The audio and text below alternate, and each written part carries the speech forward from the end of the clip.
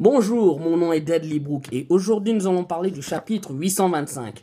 Ce chapitre 825 a été léger, très léger, aussi léger qu'une salade. Il n'y a pas eu grandes informations très importantes qui contribuent à avancer l'histoire de manière assez drastique. C'est du très léger.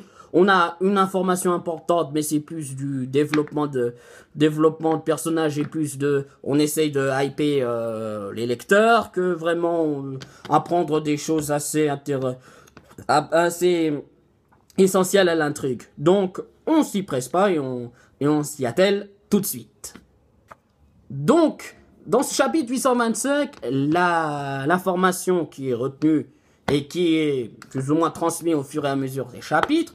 La première partie est citée par le conseiller de Capone, Vito, et ensuite plus tard par les chapeaux de paille à leur dépit, c'est les Germa 66. Alors là, on essaie plus de découvrir un peu comment ils ont interagi Germa 66 avec le reste du monde, ou en tout cas, plus à travers l'exemple de Vito, comment...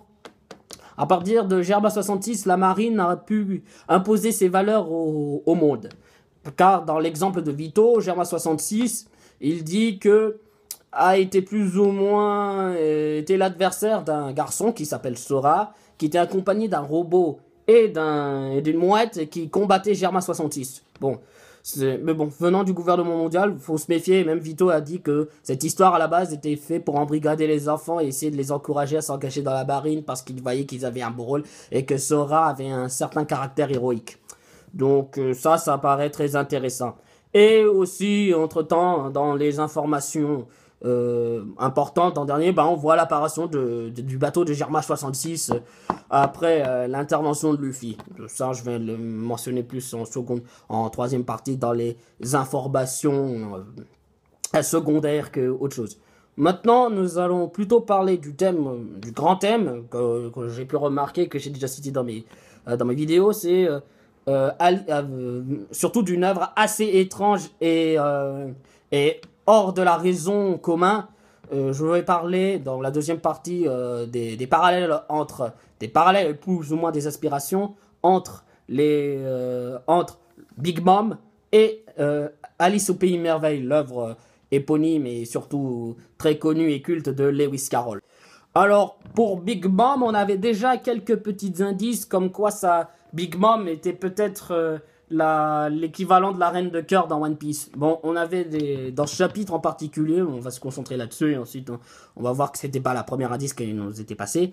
Dans l'indice qu'on voit, on voit des soldats qui ressemblent à des cartes et qui ont une lance qui ressemble à une cœur, comme les soldats de cœur dans le film dans l'adaptation d'animation des studios Disney. Ils ressemblent aussi à des jeux de cartes. Ensuite, nous avons également une porte qui a une conscience, qui parle, qui dort, un peu comme au début d'Alice au Pays des Merveilles, un peu avant que Alice arrive véritablement au monde des merveilles. Il est en phase de transition entre la chute du trou qu'elle est tombée dans un arbre et le Pays des Merveilles. Ensuite, on a aussi d'autres éléments qui paraissent qui suivent dans la thématique de Alice au Pays des Merveilles, mais ça c'est plus dans les autres personnages, pas directement liés à Big Mom, mais peut-être qu'ils auront un lien. C'est déjà le personnage en particulier de Carotte. Carotte qui est une lapine blanche avec et grâce à la couverture du dernier volume, ça nous aide plus. C'est une lapine blanche avec une coupe blonde. C'est qu'elle combine deux attraits de deux personnages différents dans le même œuvre de Lewis Carroll, là, Alice au Pays des Merveilles. C'est le lapin serviteur de la reine qui était tout le temps pressé, qui avait une montre à gousset, qui devait se partir parce qu'il était urgent de suivre les ordres de la reine. Et aussi de Alice au Pays des Merveilles, la protagoniste, car elle était connue, en tout cas dans la version du Disney, je ne parle pas de l'œuvre originale, qu'elle avait une chevelure blonde.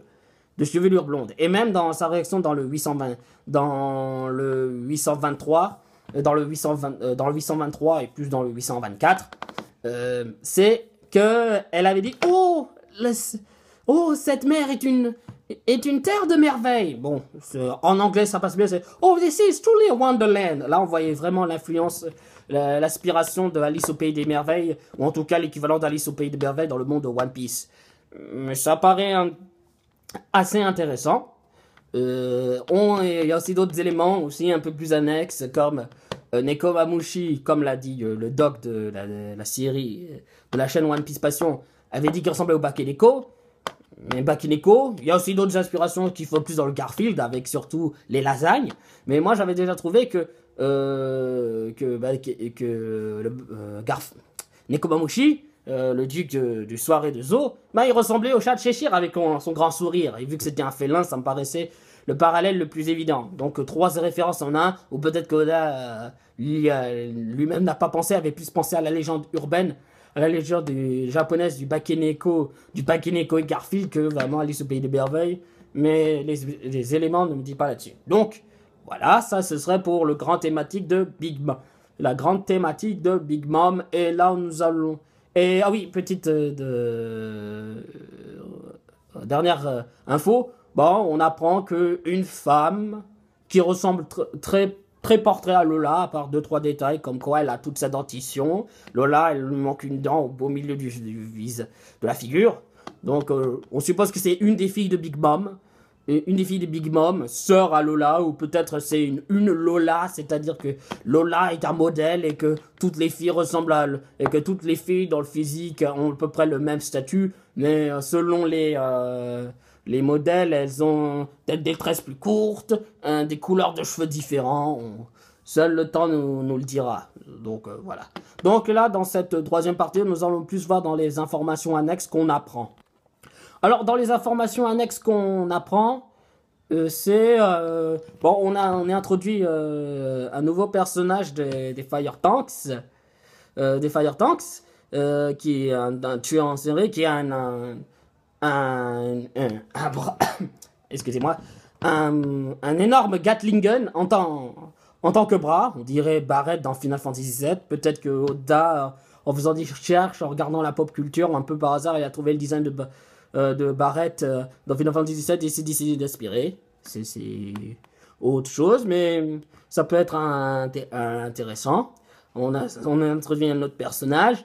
On a aussi également, mais ça c'est vraiment secondaire, c'est pour ça que j'ai voulu garder en 3e partie, l'arrivée de César, plutôt la situation de César, comme quoi il est traité comme un prisonnier, ça donne le sourire.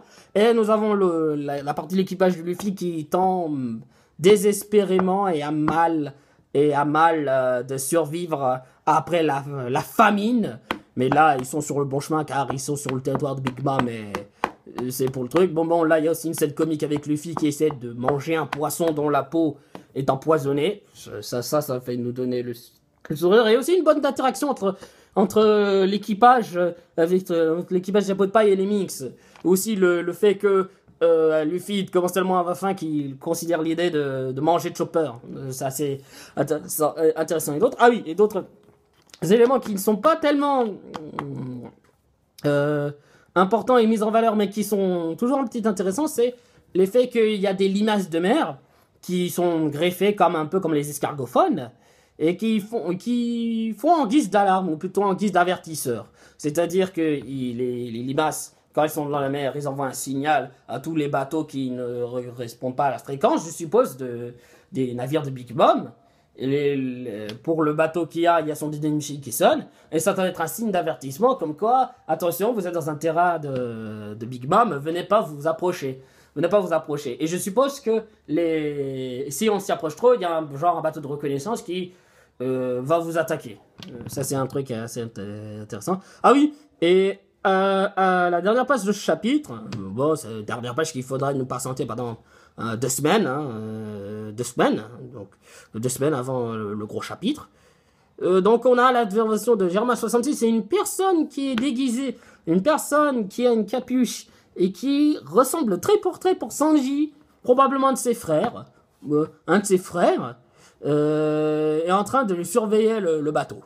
Voilà, c'est comme ça que c'est le chapitre. Donc ce chapitre est bien, mais très léger. Et je pensais qu'on aurait un peu plus d'informations, moins sur Big Mom, ou en tout cas là, ou comment fonctionnait l'équipage de Big Mom, l'équipage de Big Mom, parce qu'apparemment chaque empereur a sa façon de diriger son propre équipage. Donc ça aurait été intéressant en même temps d'apprendre l'aspect des Irma 66 qui a été vraiment juste une hype pour mettre à la fin cette dernière page qui a voulu tout éblouir tous et qui est supposée être, je suppose, une de ces pages de fin de chapitre, ce qui est pas mal, mais bon, on reste à la fin, donc chapitre intéressant, bien, mais pas aussi impressionnant que les derniers chapitres. On va dire que là, c'est par le manque de pages, on n'a pas autant de développement qu'on voulait.